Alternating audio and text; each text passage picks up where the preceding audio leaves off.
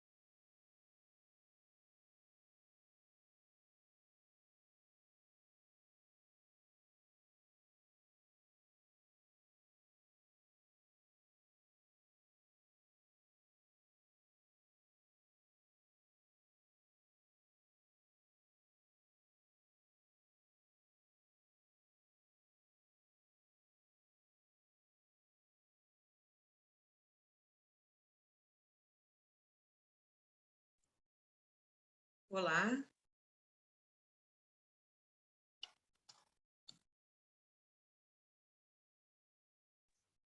Oi, boa tarde. Vocês estão me ouvindo? Estamos sim. Ai, Sim. que bom. Que bom. Alívio. Boa tarde a todos e todas. Tive um probleminha aqui, não estava conseguindo entrar, mas finalmente parece que foi resolvido. Estamos todos já na sala? autores dos 4 artigos já estão aqui?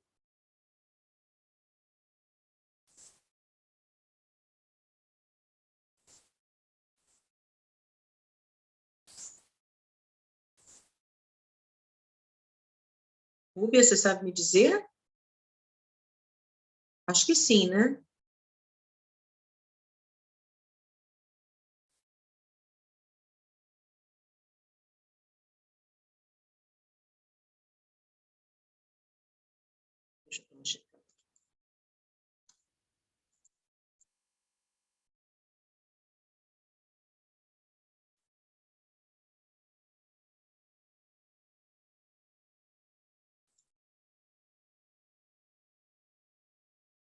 Estão gostando do evento?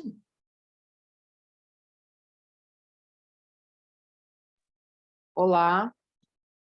Conseguiu entrar, professora? Consegui, querida, consegui. Que bom. Já estamos todos aqui, acredito.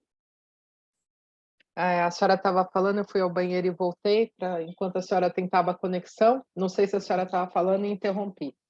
Não, eu estava justamente perguntando se já estávamos todos aqui, se nós poderíamos dar início à mesa. Sim, eu vou dar início aqui na apresentação, se a senhora não tiver nenhum comentário. Não, pode começar. O primeiro trabalho a ser apresentado aqui na minha agenda, na sequência, eu vou falar aqui a sequência, tá? A gestão da diversidade de trabalhadores com deficiência no serviço público estadual cearense será o primeiro. O segundo, a ajuda deve vir de cima, mas de cima só Deus mesmo. A trajetória de carreira de mulheres pretas empobrecidas cariocas. O terceiro, mulheres na Polícia Penal, uma perspectiva do Estado de Santa Catarina. O quarto, gestão da diversidade, aprendizagem organizacional sob a perspectiva social.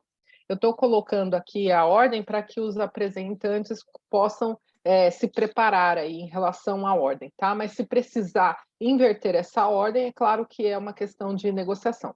E eu vou colocando depois o link também aqui no bate-papo para que todos tenham acesso. Vou começar, então, a compartilhar os vídeos nessa sequência.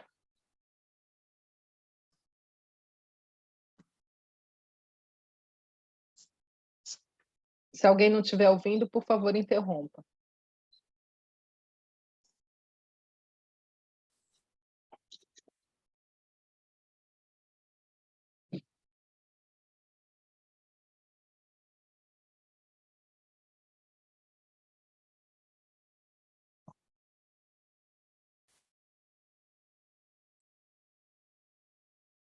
Eu não estou ouvindo.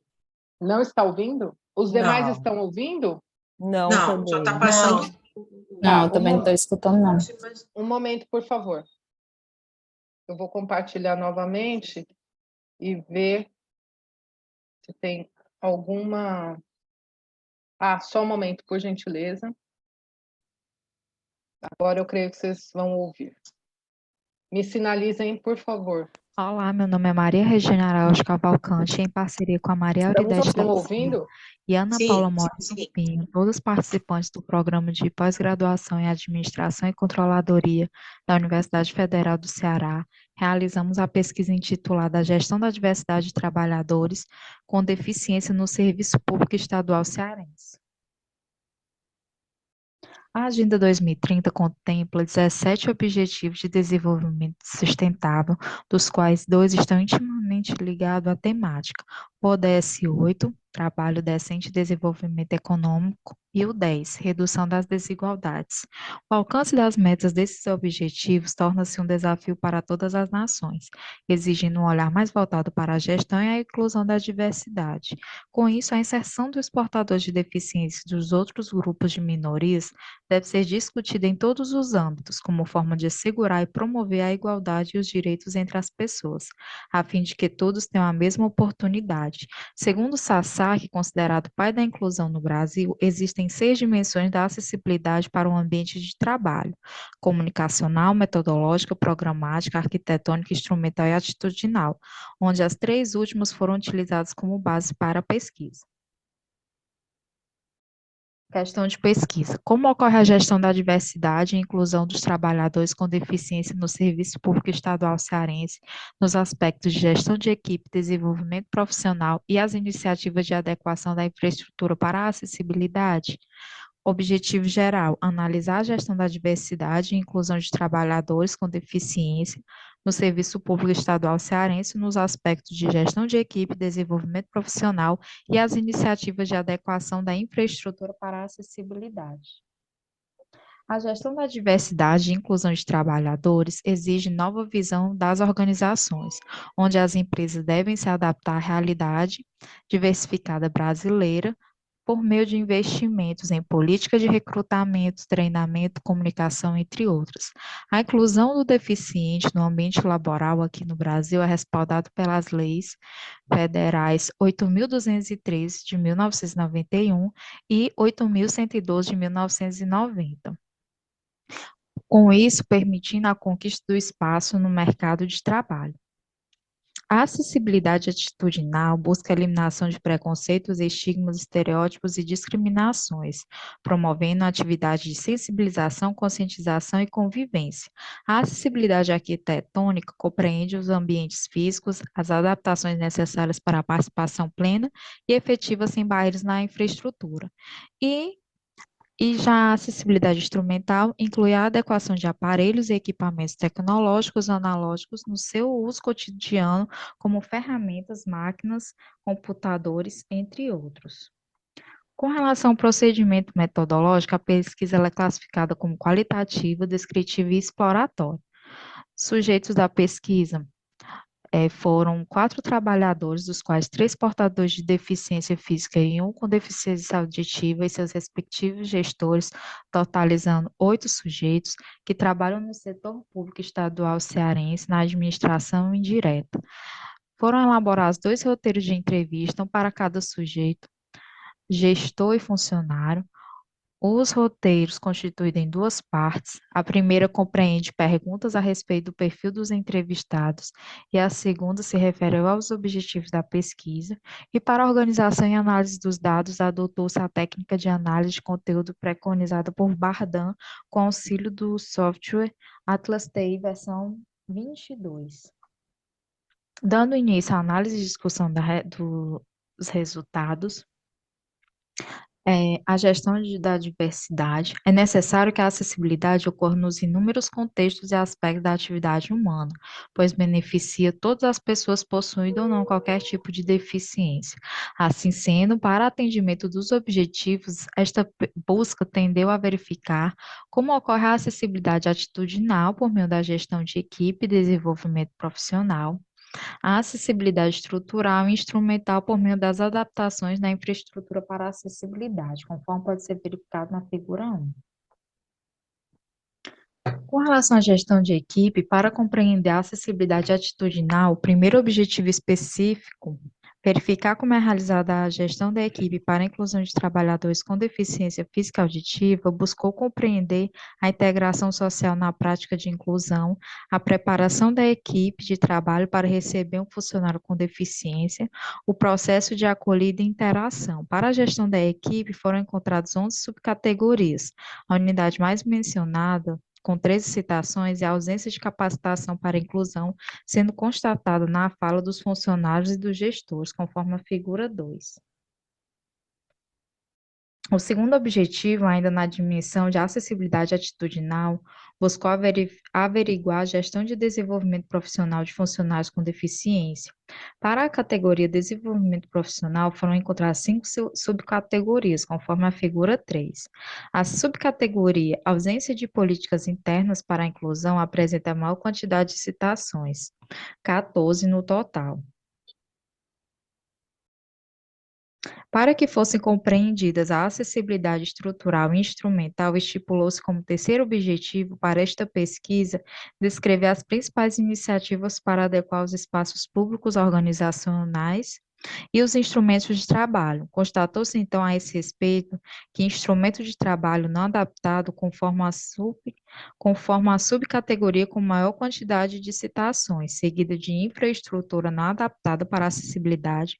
Posteriormente, aparece a ausência de priorização de acessibilidade e, por fim, o uso de tecnologia para auxiliar no desenvolvimento do trabalho, assim como ilustrado na figura 4. Conclusão. O objetivo específico 1 foi verificado que no setor público é carente de práticas voltadas para a inclusão de funcionários com deficiência, necessitando interação social, capacitação das equipes e investimento para a promoção da diversidade. No objetivo específico 2 foi verificada a inexistência de políticas internas para a inclusão, desigualdade de oportunidades para restrição da realização de algumas atividades e o nível de escolaridade. E objetivo específico 3, as estruturas dos instrumentos de trabalho precisam ser adaptados e que para isso necessitam de investimentos financeiros, bem como a priorização da acessibilidade. Deve-se ainda buscar inovar usando ferramentas tecnológicas para facilitar a realização de atividades, reformas prediais e adaptações ergonômicas. Essas são algumas das nossas referências e obrigada.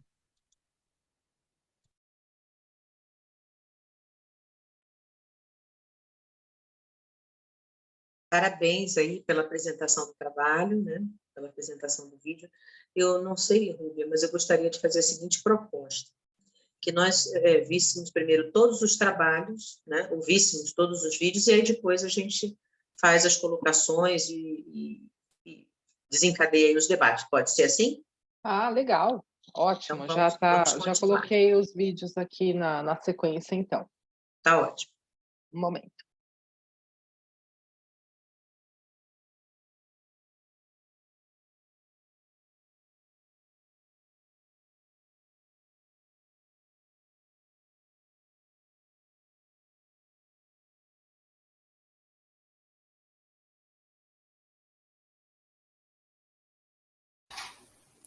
Meu nome é Nina Braga e eu sou uma das autoras do artigo A Ajuda Deve Vir de Cima, mas de Cima só Deus Mesmo. A trajetória de carreira de mulheres pretas e empobrecidas cariocas. Eu sou Nina Braga Cavalcante de Albuquerque e a segunda autora é a Aline dos Santos Barbosa. O artigo, então, traz como problema de pesquisa o seguinte questionamento. Como a ausência de políticas públicas destinadas à carreira de mulheres cariocas, pretas e empobrecidas perpetua a imobilidade social e legitima as desigualdades sociais? O objetivo do artigo, então, foi examinar como essas mulheres constroem suas trajetórias de carreiras e as atividades profissionais desenvolvidas por esse grupo. Como objetivo secundário, intencionou-se comparar a conexão entre questões de gênero, raça e classe e os obstáculos encontrados nas trajetórias de carreira do grupo social investigado. Como referencial teórico, foi utilizada 3 teorias. A teoria da carreira labirinto, de Eagle e Carly, de 2007. A teoria da carreira labirinto é uma teoria relacionada à carreira de mulheres.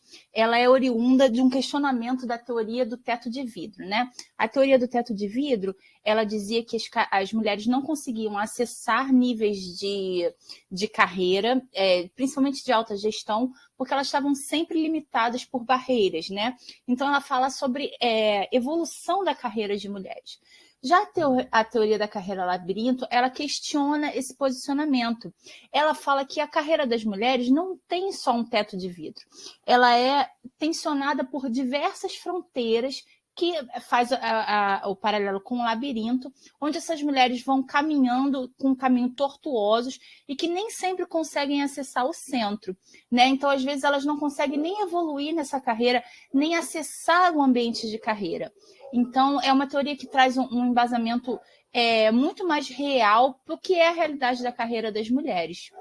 Mas essa teoria, ela não trazia o aspecto que é central no grupo estudado, que são mulheres empobrecidas e pretas do Rio de Janeiro, né? Então, que são esses marcadores sociais que fazem, que se conectam. E a gente trouxe a teoria da interseccionalidade de Crenshaw exatamente para trazer que esses pontos que não são desassociados dessas mulheres, essas características, né, elas provocam maiores barreiras e maiores dificuldades para que essas mulheres consigam acessar o mercado de trabalho.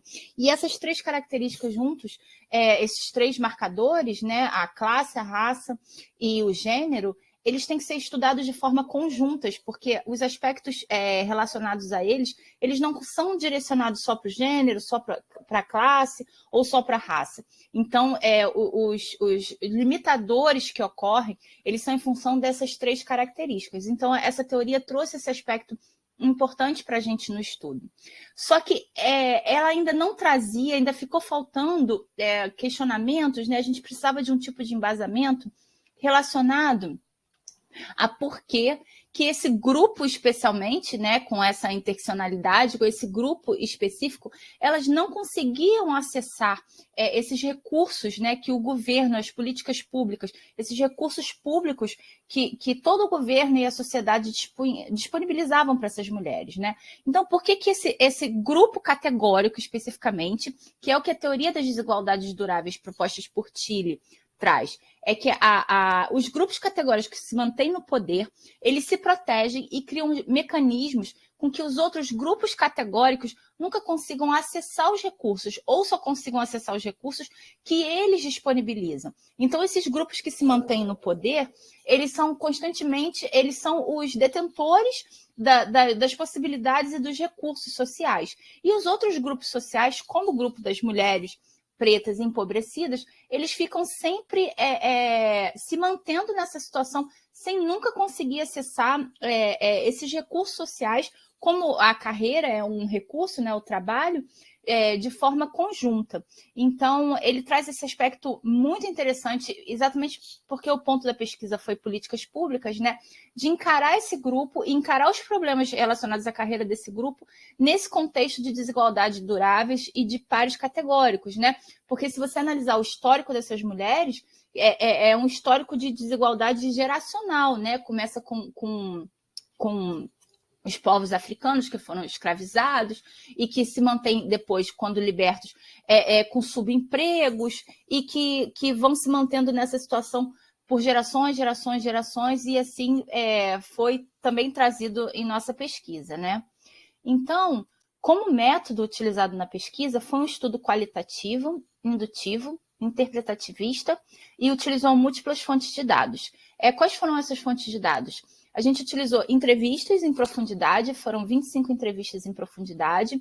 Essas entrevistas foram divididas em 3 grupos, né? Primeiro foi um grupo, como um trabalho indutivo, foi um grupo para poder delimitar esse problema social. Foram entrevistadas mulheres, não só pretas, para saber as questões ligadas à carreira dessas mulheres, né? E identificar qual grupo realmente que se sentia e também era visto pelos outros grupos como um grupo com maior vulnerabilidade em relação à carreira.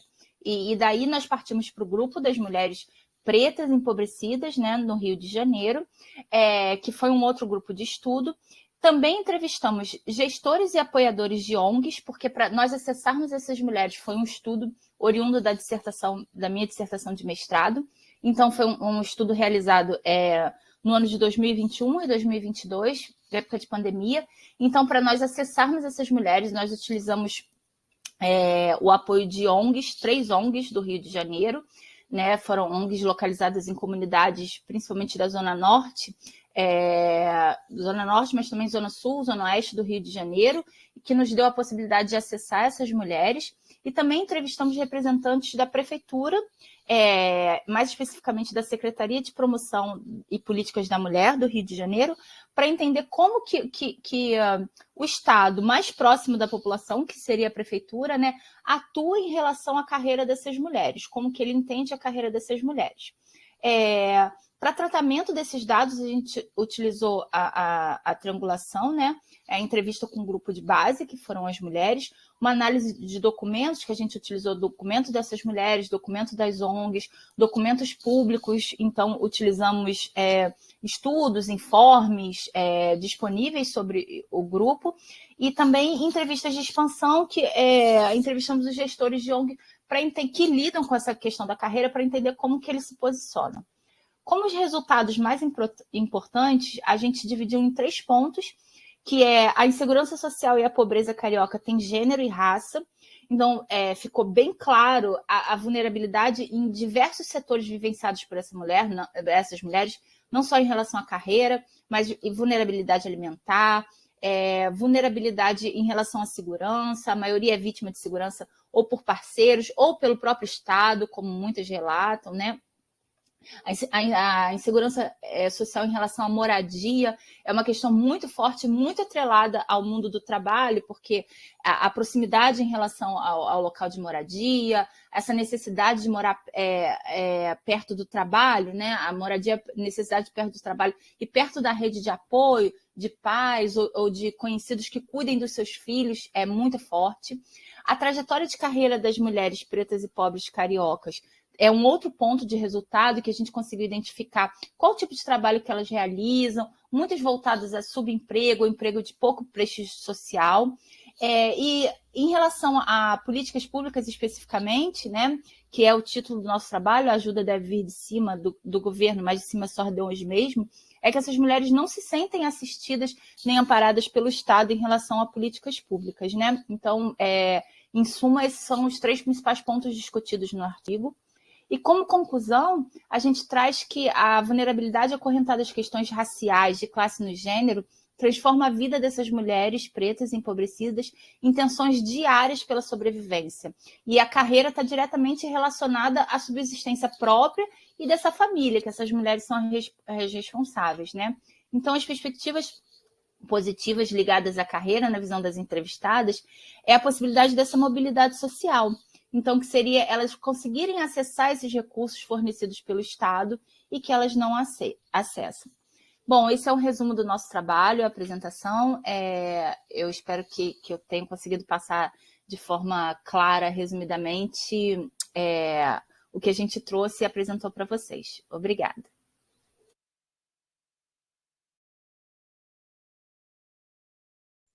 Legal. Muito obrigada pela apresentação.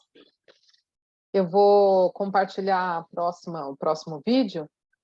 Eu acabei não falando com todos, me desculpo porque eu não estou com a câmera aberta, porque justo hoje o meu notebook deu esse problema da câmera. Mas eu já fico feliz que vocês estão conseguindo me ouvir. Vou compartilhar o próximo áudio, o vídeo.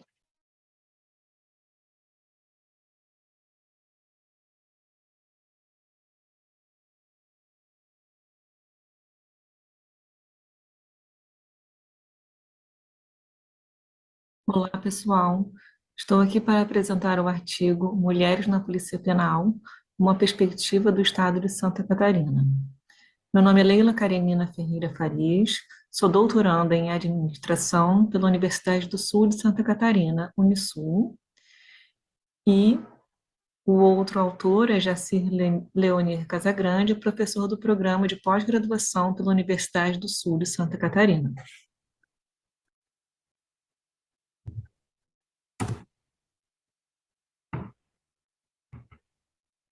Bom, fazendo uma breve introdução, as mulheres na Polícia Penal.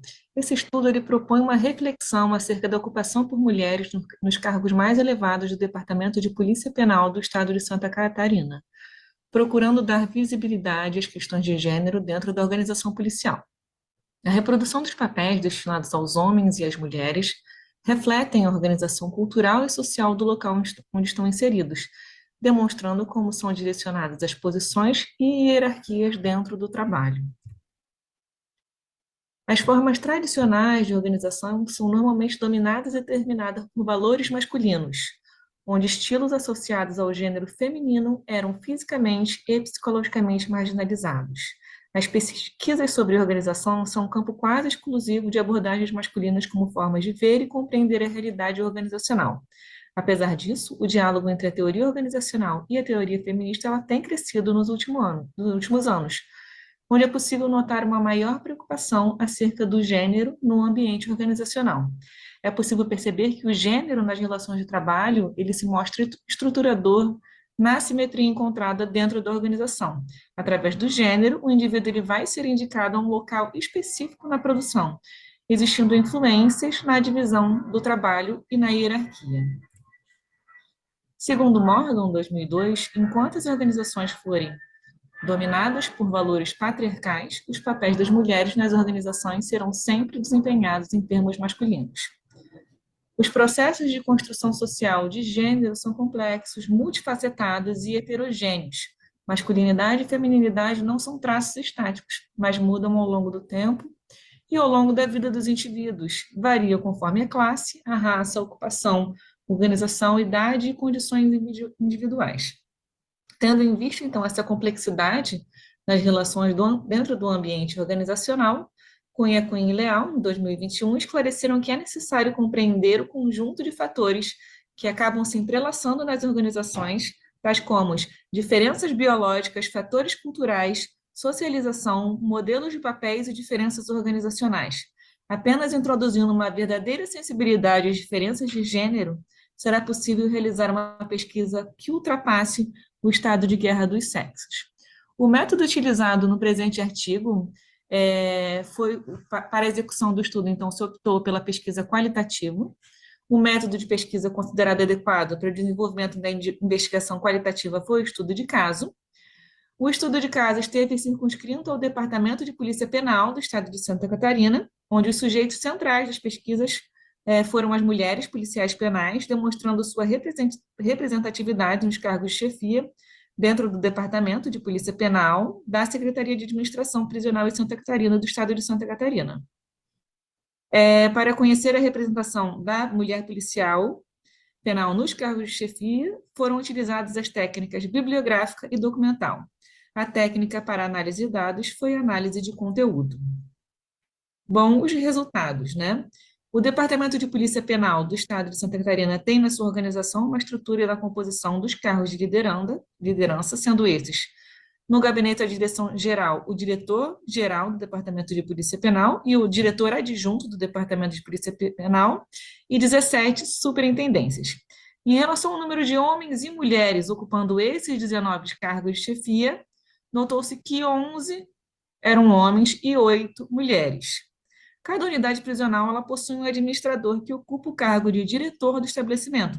Fazendo o levantamento dos homens e mulheres que ocupam os cargos de direção dos presídios e penitenciários, foi possível constatar que, na atualidade, 45 são homens e 9 são mulheres. Bom, dessa maneira, inicialmente, a gente tinha uma divisão da representação feminina nos cargos de chefia. Então, como um todo, elas estavam representadas por 23,8%. A gente tendo uma perspectiva apenas do prédio administrativo, a gente vê um panorama completamente diverso. A gente vê que 63,63% dos cargos de liderança estão ocupados por mulheres. Porém, quando a gente vai fazer uma visão do estabelecimento penal dos cargos de chefia dentro dos estabelecimentos prisionais, a gente vê que o número de representação feminina ele abaixa para 16,12%. Então, a princípio, você tem uma falsa impressão de que as mulheres estão com uma ocupação bem grande nos cargos de liderança, porém, quando a gente vai ver exatamente dentro do sistema prisional, dentro dos estabelecimentos, a gente vê que esse número muda completamente. Bom, os dados, então, eles demonstram que existe uma representação feminina expressiva no cargo de chefia, dentro do ambiente exclusivamente administrativos, revelando a quebra de barreiras quando se demonstra que a maior parcela dos cargos de liderança dentro do prédio administrativo, do BPP, estão ocupados por mulheres. Assim, a percepção inicial seria de que os homens e mulheres dentro do quadro de liderança estariam se distanciando dos modelos estereotipados de gênero, na tentativa de se libertar do imperativo projetado pelas representações sociais. Contudo, em contramão aos dados de representação feminina dentro do edifício administrativo, a gente encontra a inexpressiva representação feminina nos cargos de chefia dentro dos estabelecimentos penais. Isso demonstra que nos ambientes prisionais, ainda extremamente masculinizados, são poucas as mulheres que ocupam os cargos de liderança, atestando que homens e mulheres dentro da organização policial possuem papéis bem definidos. Aos homens, o imperativo masculino, representado por força dentro do ambiente prisional, e às mulheres, o encargo de bem administrar fora do universo hostil dos presídios e penitenciárias. Aqui as minhas referências, as mais utilizadas. Obrigada.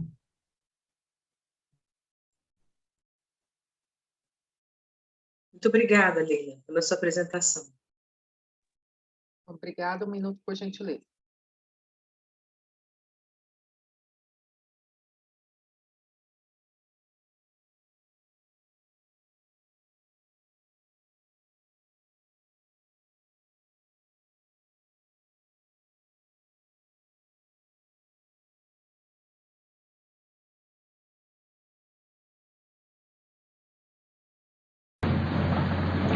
Olá, sou Bruna, mestre em administração pela Universidade de Passo Fundo.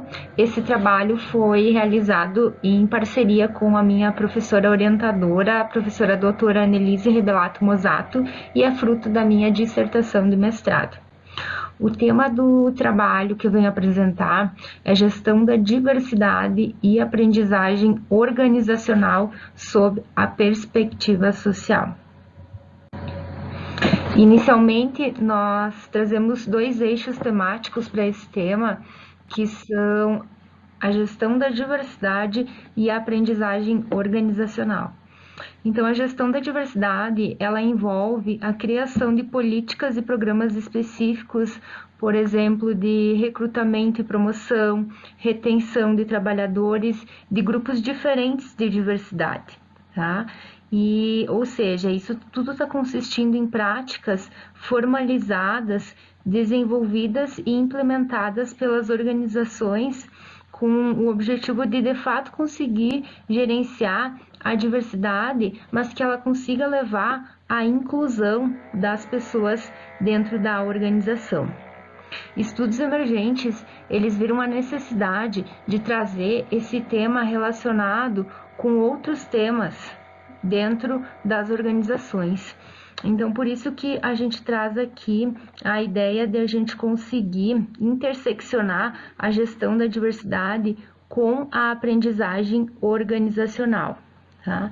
E essa articulação, ela é necessária porque é uma lacuna emergente dentro dos estudos das ciências sociais, né? Então, por isso, essa relevância.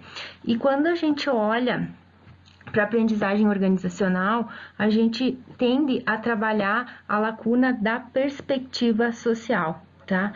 Essa perspectiva social, ela entende que uma realização prática, ela ocorre nos processos de interação e de participação entre as pessoas, tá? E isso tudo faz com que elas aprendam a partir da observação das outras pessoas dentro do ambiente social. Então, esses 2 eixos, olhando a partir da perspectiva social e olhando pelos estudos baseados em prática também. O objetivo que nós temos com esse trabalho é compreender a relação de práticas de gestão da diversidade na aprendizagem organizacional sob a lente, então, da perspectiva social. Como referencial teórico, então, nós trouxemos nesse trabalho essa articulação da aprendizagem organizacional com os temas emergentes, como, por exemplo, então, a gestão da diversidade. Aqui no Brasil, por exemplo, a gestão da diversidade ela foi acompanhada pela transferência das práticas de ação afirmativa e de igualdade de oportunidade de emprego das matrizes de empresas norte-americanas, né, as subsidiárias brasileiras. E aí começou-se, então, a potencializar essa inserção social dos grupos excluídos da sociedade às oportunidades de desenvolvimento, né? Então, inicialmente, a gestão da diversidade na organização, ela foi uma resposta à necessidade de cumprir algumas exigências legais, né? E depois ela foi evoluindo para uma questão de como é que a gente poderia trabalhar com ambientes mais heterogêneos e mais plurais. E, por fim, é possível a gente conseguir trazer um diferencial dessa gestão da diversidade dentro da área de gestão de pessoas, tá? E que isso possa melhorar com a qualidade e o clima dentro das relações de trabalho, né? Então, quando a gente traz isso, é importante a gente olhar para essa aprendizagem organizacional e também olhar para os estudos baseados em práticas, né? que é uma construção aí de um ambiente organizacional que a gente consiga entender como é que diferentes diversidades podem estar aprendendo entre si e como é que a organização ela também pode construir melhores práticas e não apenas construir, mas fazer com que essas práticas elas fiquem na memória organizacional, ou seja, passados os tempos, como é que essa política ela pode se manter dentro das organizações. A metodologia utilizada para esse trabalho, então, foi um estudo de casos múltiplos, foram utilizadas 2 empresas, é uma pesquisa exploratória e descritiva e também qualitativa. A coleta de dados, então, foram feitas entrevistas semi-estruturadas, então, ao todo foram 19 entrevistas, todas essas entrevistas elas foram realizadas online por meio do Meet, também foi feito na coleta de dados, pesquisa documental, então a gente utilizou diversos acessos a site da empresa, por exemplo, a documentos que foram compartilhados para a gente poder identificar essas políticas e práticas de diversidade. Também utilizamos na coleta de dados observação não participante, né? E análise dos dados a gente utilizou análise de conteúdo de Bardan e também o software Iramutec para a gente conseguir fazer toda essa análise, tá? O que a gente coletou de resultados nessa pesquisa, né? Então, olhando para os grupos de diversidade, a gente pode perceber que hoje os grupos mais latentes dentro das organizações são, olhando para a questão de gênero, raça, questões de PCD, né, e questões de orientação sexual. Tá? O conjunto de práticas que as organizações utilizam hoje, na sua maioria, são de recrutamentos, né, grupos de apoio também a essas diversidades, treinamentos, rodas de conversa, né, também são buscados sociabilização com outras equipes de trabalho, compartilhamento com campanhas externas e também alguns palestrantes externos e internos que trabalham essa temática dentro das organizações para ajudar esses grupos, né? A inclusão ela só se dá dentro das organizações quando a gente consegue fazer com que as pessoas elas se sintam pertencidas e com que elas também ocupem cargos que sejam de liderança, tá? Como é que a gente consegue perceber essa aprendizagem organizacional? Então, é possível através de novas práticas, tá? E também através de construção e de transferência de conhecimento.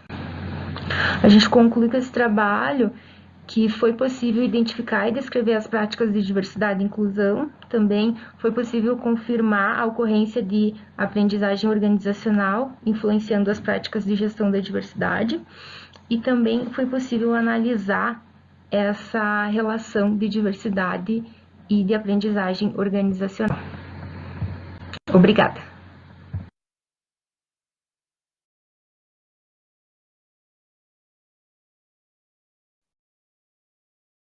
Muito obrigada, Bruna. Rúbia, eu acho que você agora pode começar dando a sua contribuição aqui para os nossos participantes. Bom, inicialmente eu queria parabenizar a todos os trabalhos.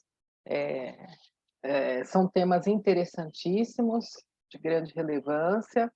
Eu tenho poucas observações a fazer, são observações mais superficiais a respeito dos trabalhos, mas vamos lá, deixa eu pegar aqui as minhas anotações. Um momento.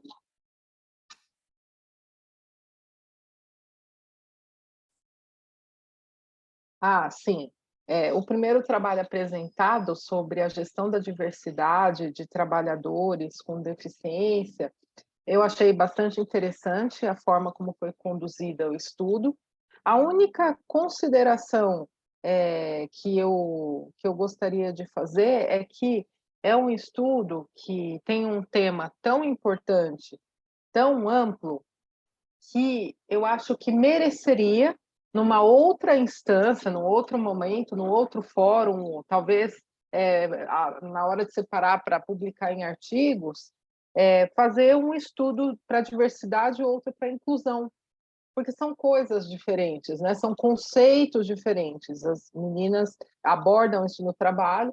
Então, e dentro de diversidade, dentro de inclusão, também nós temos dois mundos com muitos conceitos dentro. Então, eu acho que o trabalho está tão rico que eu acho que mereceria, de repente, fazer aí, publicar artigos, fazer publicações, fazer uma produção científica, trazendo uma pesquisa separando esses dois conceitos, tá?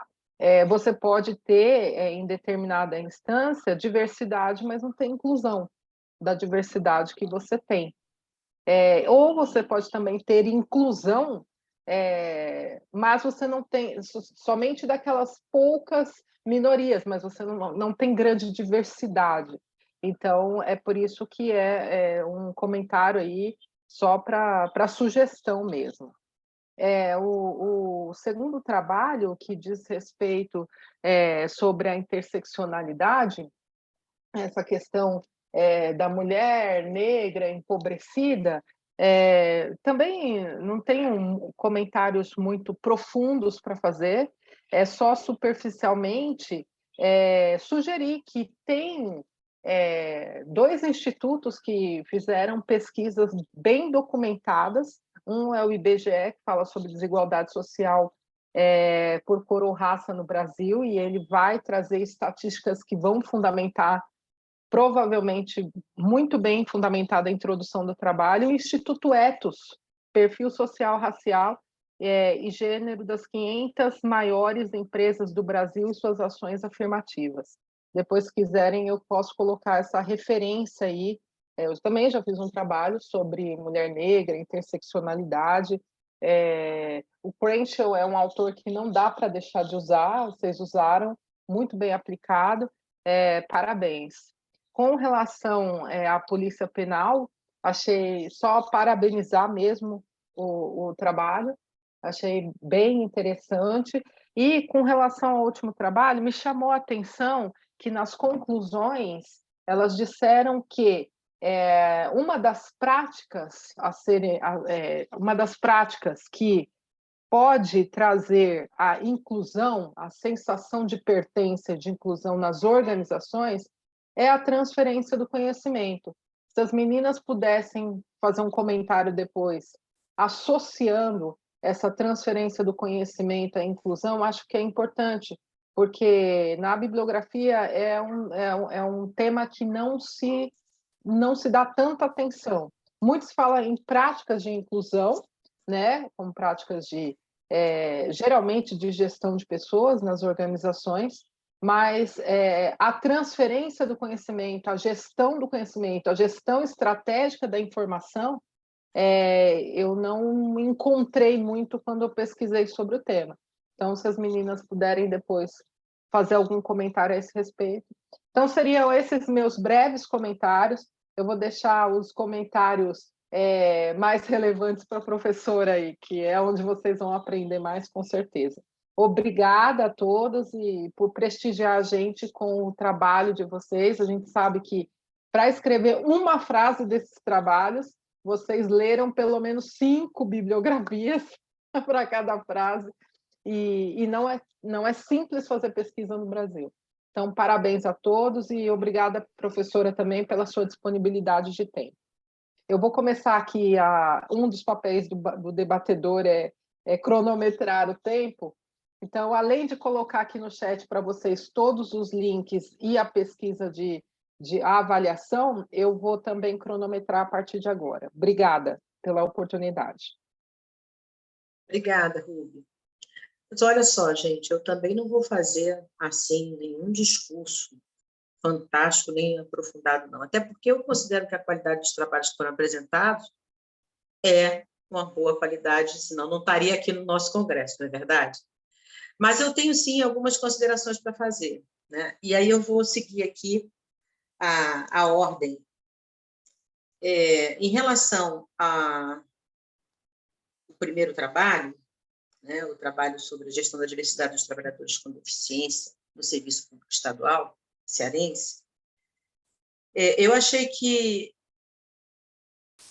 a colocação que a Rúbia está propondo é uma colocação pertinente em relação ao referencial teórico, de trabalhar um pouco nessa elucidação entre o conceito de diversidade e o conceito de inclusão. Até porque nem sempre as práticas de gestão da diversidade que as organizações utilizam, elas genuinamente, elas visam a inclusão social. Né? E aí eu também senti falta aqui, e senti falta dessa mesma questão em outro artigo que foi apresentado aqui na sala, que é uma pequena discussão sobre as diferentes perspectivas dos modelos de gestão da diversidade, justamente trazendo esse aspecto. Nem toda a prática de gestão da diversidade é voltada para a inclusão ou puramente para a inclusão. E existem alguns modelos em que as organizações adotam a gestão da diversidade pura e simplesmente como um fator de competitividade. Ou seja, a inclusão não está na agenda. A inclusão é um subproduto, mas ela não está na agenda da gestão da diversidade. A gestão da diversidade funciona como um fator a ser trabalhado em prol da competitividade da organização, em prol da reputação da organização frente ao seu mercado consumidor. Então, eu senti falta dessa discussão em todos os artigos aqui, trazendo esse contraponto, né? Tudo que a gente está discutindo sobre diversidade, em alguma medida, precisa ser visto pelos dois lados dessa mesma moeda, né? Não só pelo enfoque da inclusão, embora algumas organizações o façam verdadeiramente com esse propósito genuíno de incluir, e outras porque cumprem ação afirmativa, que já está previsto legalmente, como é o caso dos PCDs, né? A gente sabe que existe uma regulamentação que obriga, dentro de um determinado limite, que as empresas incluam PCDs. Isso não significa dizer que elas estão imbuídas desse processo de inclusão. E talvez essa discussão teórica ajude a explicar, analisar uma questão que foi a questão central aqui dos resultados desse artigo, que fala que eles sentem falta de capacitação para a inclusão. Aí eu entendi aqui que essa falta de capacitação que saiu aqui, né, como uma barreira, ela está relacionada aos PCDs. É isso? Eles é que não recebem capacitação? Oi, boa tarde, tudo bom? Aqui é a Maria Regiane. A gente já observou de ambos os lados. Tanto, assim, como é que eu posso dizer ambos os lados? Tanto do funcionário, PCD, quanto do gestor, e como também dos outros funcionários, dos pares. A gente chegou a essa observação que falta essa capacitação de uma maneira geral. Por que eu te fiz essa pergunta? Porque quando a gente está lendo lá os teus resultados, num dado momento, você chama a atenção de que os respondentes atestaram o quanto que os líderes os recebem com uma certa empatia, né? Tá colocado aqui que eles se sentem acolhidos pelas lideranças. E aí eu me questionei. Então, quem é que tem que ser capacitado? São os gestores ou são os PCDs? E se eles se sentem acolhidos, em que medida esse treinamento, esse desenvolvimento para preparar a organização para a inclusão está falhando? Percebe? Foi essa a minha questão. Então, isso eu acho que poderia ser mais bem esclarecido para a gente a partir das falas desse grupo que disse que se sente bem acolhido, né? Do mais, eu gostei muito, acho que essa é uma questão que tem que ser cada vez mais trazida para debate, para discussão, principalmente levando em consideração que a gente fica muito preocupado em que medida os PCDs são preparados ou têm oportunidades de capacitação para estarem definitivamente concorrendo dentro do mercado de trabalho e dentro das organizações. E pouco se fala do tanto que as organizações precisam estarem preparadas para recepcionar e receber os PCDs, né? E eu acho que esse artigo traz mais uma vez esse aspecto, que essa gestão da diversidade ela tem que ter mais equilíbrio em relação às pessoas com deficiência e com necessidades especiais. Bom, é isso que eu queria apontar. Não vejo maiores contribuições em termos da sua metodologia, acho que ela está tal qual vocês sugeriram, tal qual vocês fizeram. Parabéns pelo artigo, tá? Bom, agora vamos para o segundo. E o segundo artigo foi esse do título muito interessante, Ajuda vem de cima, deveria vir de cima, mas só por Deus, né? Achei, é a fala de uma das respondentes, né? Achei muito criativo, muito incrível você colocar essa fala como título do seu artigo. Aliás, eu achei esse artigo incrível em todos os sentidos. Pela proposta metodológica, que é uma proposta metodológica complexa de ser desenvolvida, né? Então, achei uma ousadia boa, né? Sugiro que você permaneça nessa ousadia e dê continuidade aos seus estudos. Você está fazendo doutorado, né? Tô sim. E eu acho que caminhar por essa metodologia, que inclusive não é muito comum, né? Poucos se arriscam, justamente pela complexidade de você partir dos dados para trabalhar a consolidação do referencial teórico. Isso é um trabalho muito difícil de ser feito. Você partir dessa categorização a partir dos dados para vir levantando as teorias que podem explicar esse fenômeno. Então, eu queria parabenizar de pronto pela escolha metodológica, e não só pela escolha, mas pela forma bem feita que vocês trouxeram desse método no artigo, né? Parabéns. Obrigada. Queria falar um pouquinho sobre um aspecto que eu queria chamar a atenção. Você fala, né, que o artigo que vocês trouxeram é o artigo que vai discutir a falta, né, ou talvez a fragilidade de políticas públicas no suporte dessa carreira de mulheres pretas, pobres, né? E aí eu fiquei aqui me perguntando, e você trouxe três suportes teóricos para discutir essa temática, né? Primeiro, achei interessantíssimo essa declaração que as mulheres fazem para você e que você traz, e que você faz aí a fundamentação teórica, de que carreira, para esse nicho da sociedade, não tem nada a ver com o que a gente sempre ouviu, né, sobre carreira em outras instâncias, em outras classes sociais, em outras instâncias socioeconômicas. Quer dizer, carreira na vida delas é todo esse circuito que elas fazem, né, cheio de obstáculos, e que elas têm que chegar, né, vencedoras.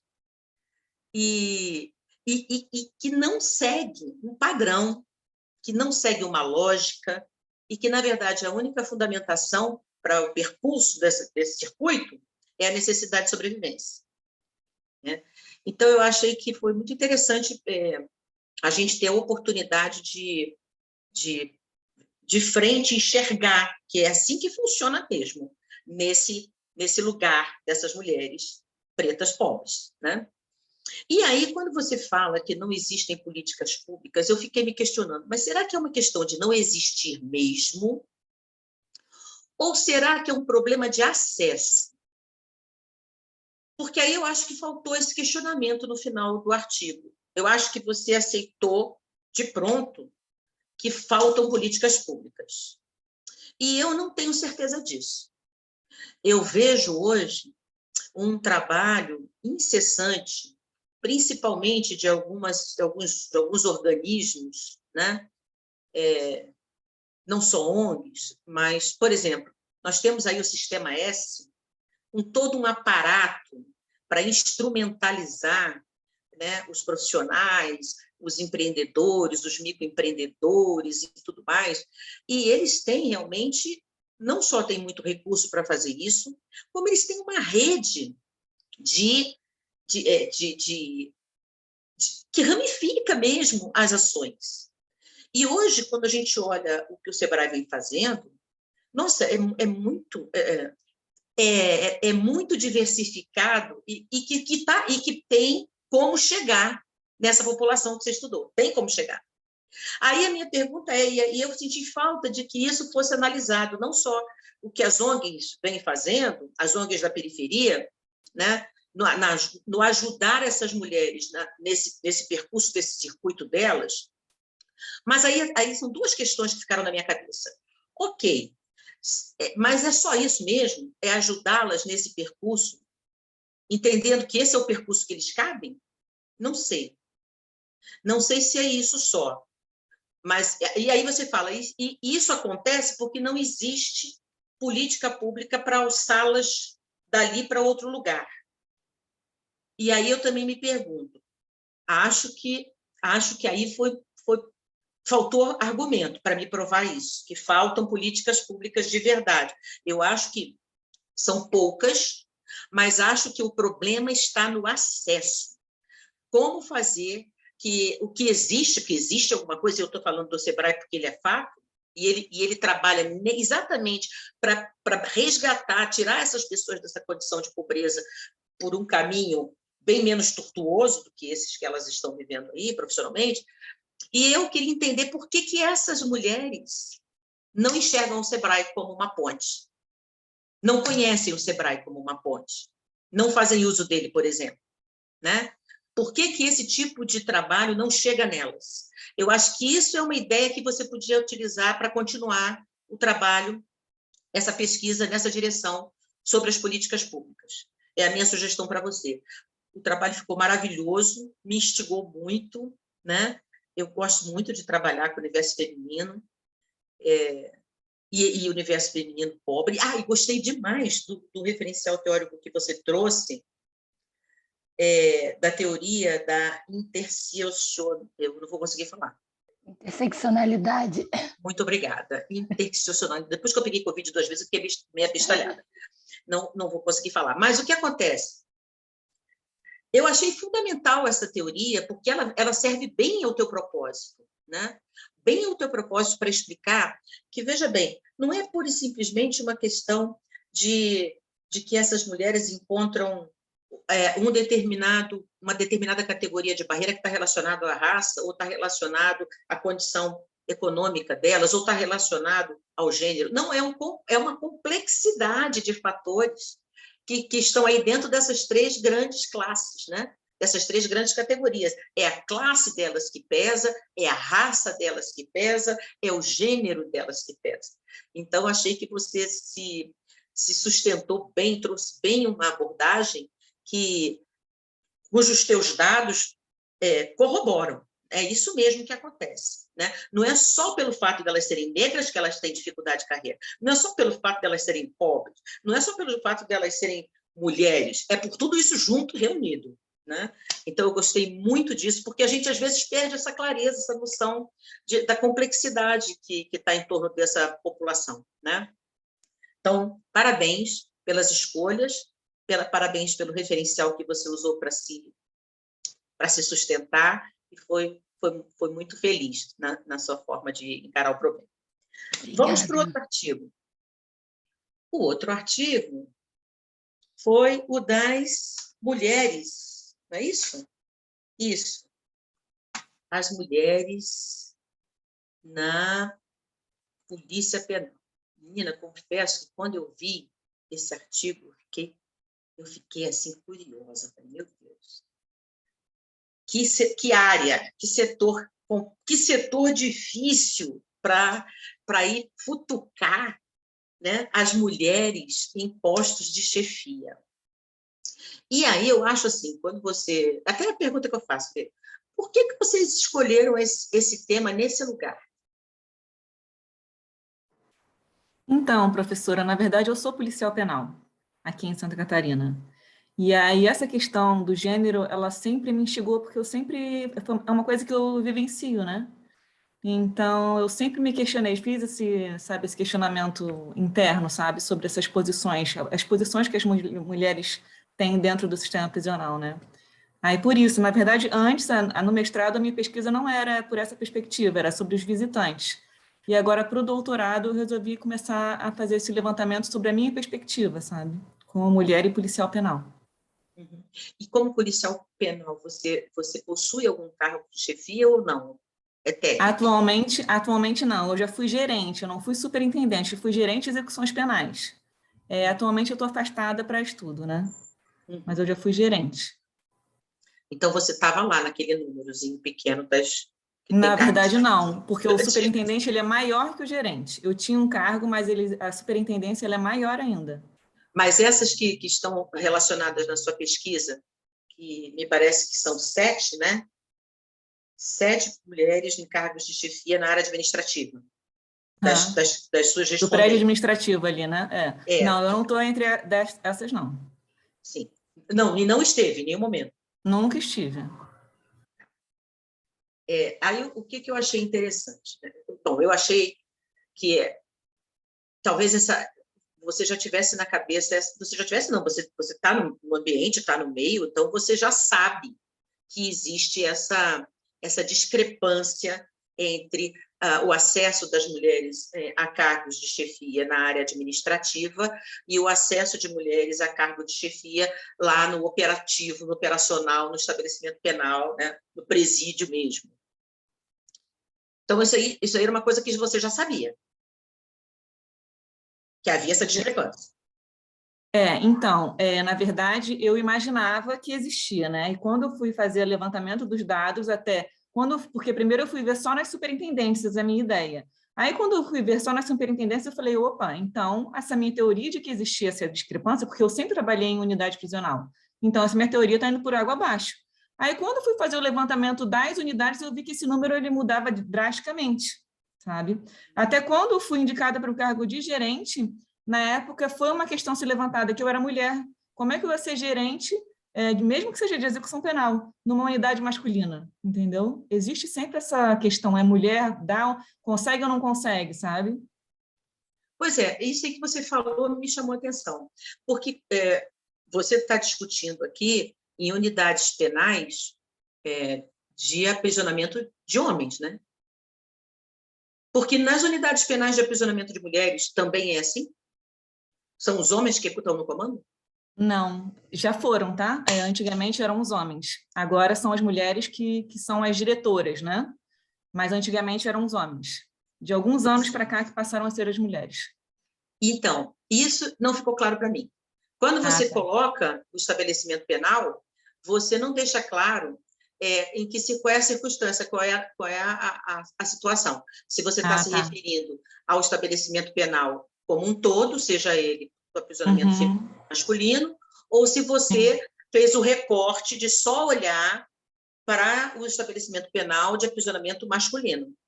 Que aí foi isso que você fez. Mas você não falou isso aqui. Sim, eu botei no total, né? Você botou no total e você não especificou não que era... Não especifiquei, exatamente, é verdade. De aprisionamento de homens, né? Porque aí isso ajuda a gente a entender a lógica. Porque que veja bem, o que eu quero dizer com isso? Eu quero dizer com isso que se isso não é um comportamento, uma cultura generalizada, ou seja, independente se o estabelecimento penal ele aprisiona homens ou mulheres, as mulheres não têm acesso à chefia, aí a questão é bem mais crítica, porque aí é mesmo uma questão pontual de gênero, né? porque é uma cultura militar que não enxerga a mulher com a capacidade de estar à frente de um estabelecimento tão, eu diria, tão hostil como é o presídio. Mas aí, aí a gente vê que... E você, como você não faz esse comentário, como você não faz essa distinção, eu fiquei nessa dúvida. Aí a gente vê que você, então, fez o recorte só nos estabelecimentos, né, onde são homens que são prisioneiros e tem guardas mulheres nesses estabelecimentos? Ou não tem mulher em cargo nenhum? Tem mulheres, sim. Mas elas têm funções bem delimitadas dentro da unidade prisional masculina. Sabe? As mulheres, normalmente, elas fazem a revista nos visitantes, elas normalmente não estão lidando diretamente em cargos administrativos, né? Pois é, Leila, é a sugestão que eu vou te dar para você incrementar tua discussão. Eu acho que você, para fazer essa reflexão que você está fazendo aqui e afirmar que existe, nós já sabemos que existe, né? Esse paradigma da discriminação de gênero, que é isso que você está trazendo com o teu trabalho, você está dizendo, olha, existe sim essa discriminação de gênero e você fala, né, que não é nem uma questão de bater no teto, né, mas é que existe uma variedade de dificuldades para a mulher alcançar postos de chefia. E aí a minha questão, que acho que você deveria incluir, quando você fala do estabelecimento penal, eu acho que caberia você caracterizá-lo melhor, dizer, aprisionando homens ou mulheres, ou ambos, e pontuar até onde as mulheres são aceitas nesses estabelecimentos. Quer dizer, elas não servem para chefiar, mas servem para serem médicas, para atuarem como psicólogas, para atuarem como assistentes sociais. Eu sou assistente social também, né? Eu sou doutora em administração, mas sou assistente social. Então, assim, para esses cargos a gente serve para estar dentro do presídio, mas é tão hostil, continua sendo hostil. Então, por que as mulheres são preferidas, que aí eles preferem as mulheres, não querem os homens, para estarem lá como psicólogas, como assistentes sociais, e não podem, né? E aí elas não devem ser gestoras, porque aí o ambiente é hostil. Mas quando rola a rebelião, entra todo mundo na parada, inclusive as assistentes sociais. Então, assim, eu acho que é muito legal você trazer esse dado também para essa discussão, para você fazer esse contraponto. Quer dizer que, então, é assim, mulheres servem para ir até aqui, a daqui para cá não serve mais. E aí é esse daqui para cá não serve mais, é que a gente precisa entender. É aqui que a gente quer saber. Por que até aqui pode e daqui para cá não pode? E aí, esse argumento de que o ambiente é hostil não é suficiente para explicar isso aqui. Porque senão teria que ser hostil para a cadeia toda, né? E eles não quererem mulher lá de imposição nenhuma. Então, é essa sugestão que eu te dou para você, se pretende continuar com esse trabalho, você acrescentar aí essa visão, deixar claro que as mulheres não estão totalmente fora do estabelecimento penal, né? Eu sei que o teu foco era discutir a questão da chefia, mas para discutir por que elas não chegam na chefia, tem que entender por que elas chegam em outros lugares. É isso que eu estou te propondo. Tem que demonstrar para a gente como é que elas chegam lá, como assistente social, como médica, como psicóloga, sei lá, como mais o quê? Sei lá, na cozinha, será que chega? Não sei. Como policiais, né, que cuidam lá da entrada e saída de preso. Por que elas podem ir até ali e não podem assumir o comando do presídio, por exemplo? Né? Essa é a questão que ficou faltando aqui para mim. Mas o teu trabalho está maravilhoso, acho que trazer essa discussão para a roda é sensacional. Eu acho que minha opinião pessoal, está faltando mulher na segurança pública. Está faltando mulher, não é na raia pequena, não, é lá em cima, né? No comando da segurança pública. E o teu trabalho pode ajudar a gente a reverter essa história, viu? Parabéns. Vamos lá para o último trabalho. Ô, Rúbia, eu estou dentro do tempo? Ou estou falando demais? Eu falo muito. Não, está dentro do tempo, não está falando demais. Nós temos 13 minutos e 32 segundos. Ah, então vai dar certinho. Então, já podemos falar aqui. Bruna, que apresentou o trabalho sobre gestão da diversidade e aprendizagem organizacional. Isso, a Bruna foi a que apresentou, mas ela não está aqui na sala. Quem está Quem na está sala aqui? sou eu, a Annelise. Annelise. Prazer, Annelise. Tudo bom? Prazer. Olha, eu gostei muito do trabalho de vocês também, e acho que fazer essas conexões, né, entre a gestão da diversidade e a transversalidade que isso tem, né, com outras questões importantes, não só com a aprendizagem organizacional, mas eu penso também com a questão da responsabilidade social da empresa e outras, né, outras questões transversais, com a sustentabilidade, eu acho que isso faz muito sentido. O que eu achei legal no artigo? Achei legal a discussão, fazer essa relação, em que... Deixa eu abrir o artigo aqui, eu fiz algumas considerações.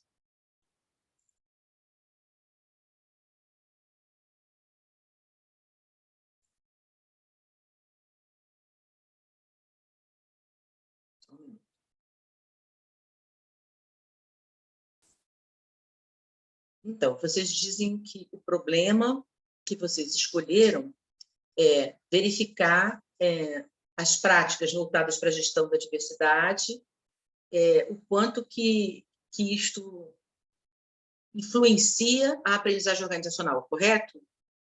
É esse o caminho, a gestão da diversidade influenciando a aprendizagem organizacional da empresa.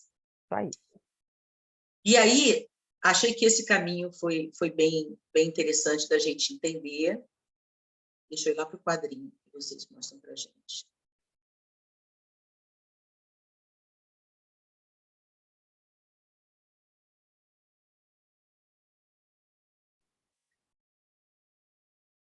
Não está aqui o quadrinho. O quadrinho ela apresentou, foi ela fez uns quadrinhos na apresentação, e eu achei que ele estava incluído aqui. E a sugestão que eu queria dar é que o quadrinho viesse para cá. Eu acho muito interessante a gente visualizar os resultados da pesquisa, não só texto, sabe? Então, uma sugestão que eu dou é que eu adorei aquela apresentação que ela fez dos quadrinhos em que ela colocou quais eram as diversidades, os tipos de diversidades presentes, quais eram as práticas, e como é que fluiu a questão da aprendizagem. Eu acho que a gente enxerga bem e faz conexões melhor do que lendo só o texto. Então, uma sugestão é trazer aquele quadrinho, os quadrinhos, né? Trazer aquela figura, porque é uma figura que ela colocou com todos aqueles encadeamentos, né? Aquele circuito. Eu achei que a figura. Uhum. É a figura. Aquilo, para mim, foi assim, muito elucidativo. Como é que fluiu a pesquisa e como é que os resultados se encaixam, né? E uma coisa que eu fiquei assim, pensativa em termos de contribuição a gestão da diversidade, ela enriquece a aprendizagem organizacional. E justamente por isso, porque vai ter ali a contribuição, a criatividade, a expertise dos diversos pontos de vista, das diversas perspectivas, né? Mas a minha questão é o seguinte, ok, mas será que é sempre isso? Ou será que isso acontece na medida em que a organização, de fato, busca essa diversidade como um fator de aprendizado organizacional, né? E, assim, eu acho que essa é uma discussão que podia ir um pouco mais a fundo. Quer dizer, isso não é a diversidade, a gestão da diversidade não vai estar sempre a serviço da aprendizagem organizacional. Na verdade, existe aí eu diria assim, um mediador dessa relação que vocês não trouxeram para a gente discutir, que é o aspecto cultural. A cultura organizacional vai ter um peso muito relevante para essa relação. A gestão da diversidade por si só, essa é minha percepção, tá? E aí eu acho que vale a pena vocês pensarem sobre isso, não aceitarem de pronto minha sugestão, mas refletirem sobre ela. Eu entendo que a gestão da diversidade por si só, ela presta uma contribuição à aprendizagem organizacional? Presta. E ela tem potencial para prestar. É isso que faltou aqui. Vocês já taxaram que ela presta esse serviço para a aprendizagem organizacional, mas eu vejo muito mais como um potencial que pode se consolidar, mas aí vem o mediador. E aí tem a cultura organizacional vai viabilizar essa contribuição ou não. Ou ela pode desprezar essa contribuição desses diversos. Então, essa é a questão que eu acho que poderia ainda dar uma aprimorada, sabe? Ainda dar mais um tempero no assunto que vocês trouxeram, que é fascinante. É falar um pouco de como a cultura costura isso aí, costura essa relação, ou não costura essa relação entre a gestão da diversidade e a aprendizagem organizacional. E eu acho que o artigo prova para a gente que a gestão da diversidade, em potencial, ela é contributiva para a aprendizagem organizacional. Em potencial. Justamente porque, a partir dela, você tem a oportunidade de uma diversidade de pensamento, uma diversidade de criação, uma diversidade de solução de problemas, que isso vai trazer para a organização condição de sobrepor e de construir vantagem competitiva em termos de capital intelectual. Então, isso eu acho legal. Mas eu penso que isso combinado com a cultura, porque se a cultura não for uma cultura que viabilize, né, uma gestão da diversidade, e aí aí eu falo para você o que eu falei lá para o artigo dos PCDs. Tem modelos de gestão da diversidade que são inclusivos, que querem dar voz, que querem dar espaço, e tem modelos que, na verdade, só estão para inglês ver, como diz o outro, né? É só para o mercado dizer que tem gestão da diversidade, que inclui idosinho, inclui LGBT, não sei mais o quê, que inclui PCB, e, na verdade, quando chega lá dentro, as práticas não traduzem isso. Mas aqui vocês mostram que tem práticas que fazem esse fomento, né? E que demonstram essa intenção de contribuir mas eu digo intenção de contribuir com o aprendizado organizacional. Eu acho que o argumento de vocês está forte, mas eu acho que faltou, talvez, um pouco mais de evidência de que foi contributivo de fato. Apresentando, assim, que minoria ou que grupo diverso, a partir de uma determinada prática, né, trouxe uma tecnologia nova, um produto novo, entendeu? Porque assim, o que vai comprovar que a aprendizagem organizacional aconteceu é quando ela é transformada num serviço, num produto, numa tecnologia, e aí a gente não viu isso. Tá? A gente viu, sim, tem prática? Tem. Então, as práticas comprovam que existe uma intenção, mas eu senti falta desses dois aspectos, de apontar que tem uma variável que pode interferir nessa contribuição e de mostrar um produto dessa contribuição. Tá bom? Adorei, meninas. Ótimo. Obrigada. Espetacular os trabalhos assistidos aqui. Muito obrigada pela oportunidade de ler coisas maravilhosas e de estar aqui, podendo, se é que prestei alguma contribuição. Obrigada, viu, Rúbia? Obrigada, professora, pelas contribuições. Eu que agradeço, professor. Obrigada, meninas. Aprendi bastante. Tchau. Bom congresso para vocês. Tchau, tchau. Obrigada, tchau.